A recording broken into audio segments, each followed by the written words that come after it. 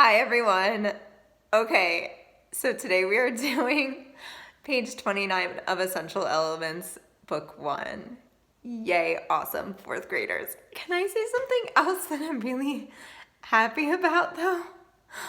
Roman, my 1.5-year-old, just fell asleep. He's actually taking a nap and I can do this. I can take a video because he's napping and he hasn't been napping lately. So I have to do all this really late at night. So yay, Roman.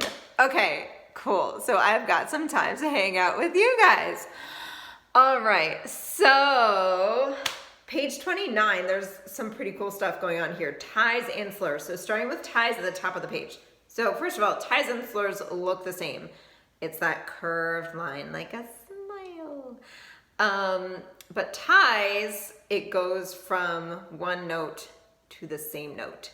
So like in fit to be tied, or just look at the yellow at the top of the tie, it's a D to a D. So a D chord note tied to a D chord note, you just add them together. Chord note plus a chord note is the same as a half note. 1 plus 1 is 2. So for this song, for the ties that we're doing right now, it's just chord note to chord note, so they're just half notes. That's all it is.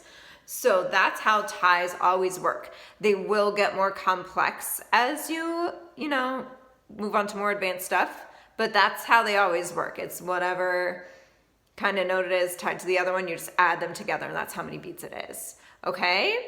But for now, it's really like this entire song is just half notes. Okay? Here we go. Fit to be tied.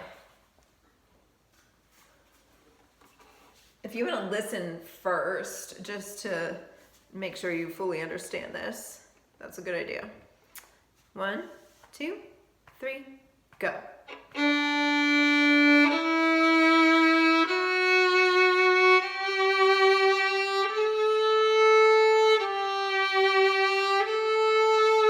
Bow lift.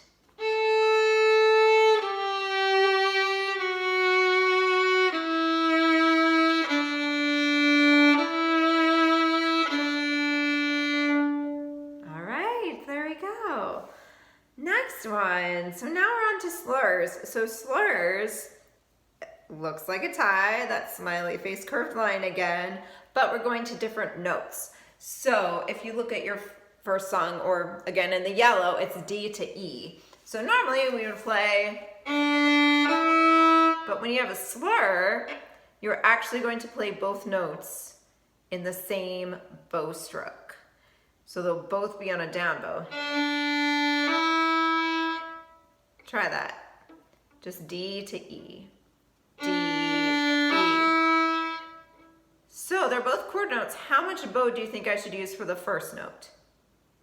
Half of the bow. And then the next note gets the other half of the bow.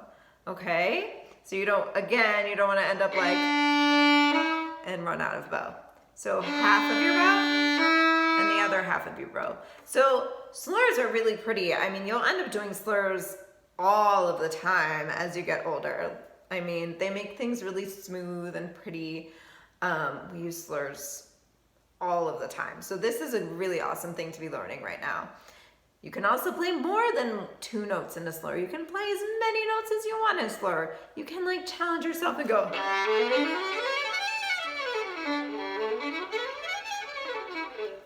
That's kind of fun.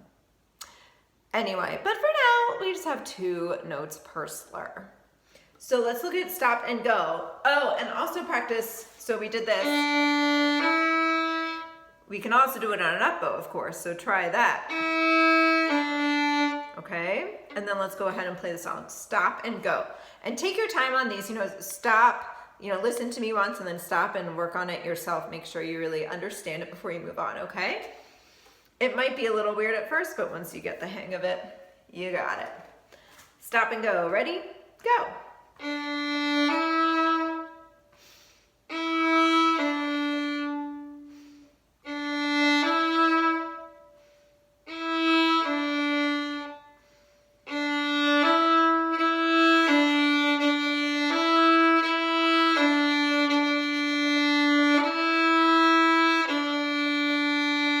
And there you go.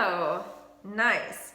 One other tip with doing your slurs, especially when you don't have rests in between. So like if you look at measure 1, 2, 3, 4, 5, and 6, often people want to go and pause in between and even lift their bow a little bit, but you just got to keep going. It's just like you're playing chord notes. You know, if that measure didn't have slurs, it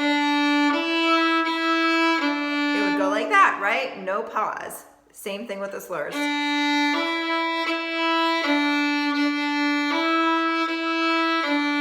Okay, so be careful of that. That would be something to work on, those two measures. Really get those down without hesitating in between your slurs, okay? So get that down and then you'll sound great. Next one, slurring along. Ready? Play. Oh, now we go up to F sharp.